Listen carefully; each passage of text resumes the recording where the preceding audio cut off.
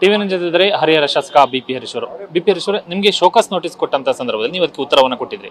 ಆ ಉತ್ತರಕ್ಕೆ ಏನಾದರೂ ಬಿಜೆಪಿ ಕೇಂದ್ರ ಶಿಸ್ತು ಸಂಸ್ಥೆಯಿಂದ ಪ್ರತಿಕ್ರಿಯೆ ಬಂದಿದೆ? ಮುಂದಿನ ಕ್ರಮ ಏನು ಅಂತ? ಇಲ್ಲ, ಇಲ್ಲಿವರೆಗೂ ಕೇಂದ್ರ ಶಿಸ್ತು ಸಮಿತಿಯಿಂದ ಯಾವುದೇ ವಿಚಾರ ನನಗೆ ತಿಳಿಸಿಲ್ಲ.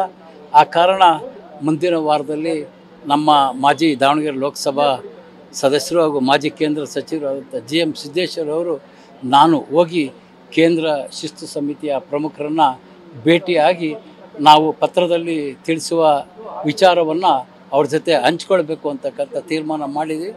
ಮುಂದಿನ ವಾರ ಸಿದ್ದೇಶ್ ಅವ್ರ ಜೊತೆ ನಾವು ದೆಹಲಿಗೆ ಹೋಗ್ತಾ ಇದ್ದೀವಿ. ನೀವು ಸಿದ್ದೇಶ್ ಅವ್ರ ಜೊತೆ ನೀವು ಮಾತ್ರ ದೆಹಲಿಗೆ ಹೋಗ್ತಾ ಇದ್ದೀವಿ?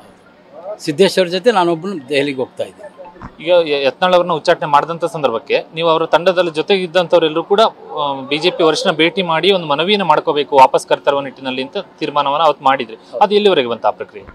ಅದು ಈಗ ಎಲ್ಲ ರಾಷ್ಟ್ರೀಯ ನಾಯಕರುಗಳು ಬೇರೆ ಬೇರೆ ವಿಚಾರದಲ್ಲಿ ಮುಳುಗಿರೋದ್ರಿಂದ ಸಮಯ ನೋಡಿ ನಾವೆಲ್ಲರೂ ರಾಷ್ಟ್ರೀಯ ನಾಯಕರ ಯತ್ನಾಳ್ ಅವ್ರ ವಿಚಾರವಾಗಿ ಚರ್ಚೆ ಮಾಡ್ತೀವಿ.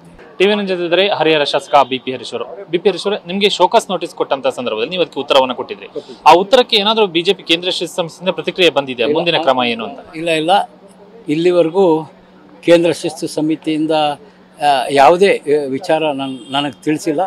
ಆ ಕಾರಣ ಮುಂದಿನ ವಾರದಲ್ಲಿ ನಮ್ಮ ಮಾಜಿ ದಾವಣಗೆರೆ ಲೋಕಸಭಾ ಸದಸ್ಯರು ಹಾಗೂ ಮಾಜಿ ಕೇಂದ್ರ ಸಚಿವರಾದಂಥ GM ಸಿದ್ದೇಶ್ವರ್ ಅವರು ನಾನು ಹೋಗಿ ಕೇಂದ್ರ ಶಿಸ್ತು ಸಮಿತಿಯ ಪ್ರಮುಖರನ್ನು ಭೇಟಿಯಾಗಿ ನಾವು ಪತ್ರದಲ್ಲಿ ತಿಳಿಸುವ ವಿಚಾರವನ್ನು ಅವ್ರ ಜೊತೆ ಹಂಚ್ಕೊಳ್ಬೇಕು ಅಂತಕ್ಕಂಥ ತೀರ್ಮಾನ ಮಾಡಿದ್ವಿ.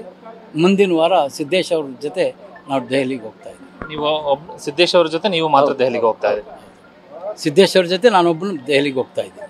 ಈಗ ಯತ್ನಾಳ್ ಅವ್ರನ್ನ ಉಚ್ಚಾಟನೆ ಮಾಡಿದಂಥ ಸಂದರ್ಭಕ್ಕೆ ನೀವು ಅವರ ತಂಡದಲ್ಲಿ ಜೊತೆಗಿದ್ದಂಥವರೆಲ್ಲರೂ ಕೂಡ ಬಿಜೆಪಿ ವರಿಷ್ಠನ ಭೇಟಿ ಮಾಡಿ ಒಂದು ಮನವಿಯನ್ನು ಮಾಡ್ಕೋಬೇಕು, ವಾಪಸ್ ಕರ್ತರುವ ನಿಟ್ಟಿನಲ್ಲಿ ಅಂತ ತೀರ್ಮಾನವನ್ನು ಅವತ್ತು ಮಾಡಿದ್ರಿ. ಅದು ಎಲ್ಲಿವರೆಗೆ ಬಂತ ಆ ಪ್ರಕ್ರಿಯೆ?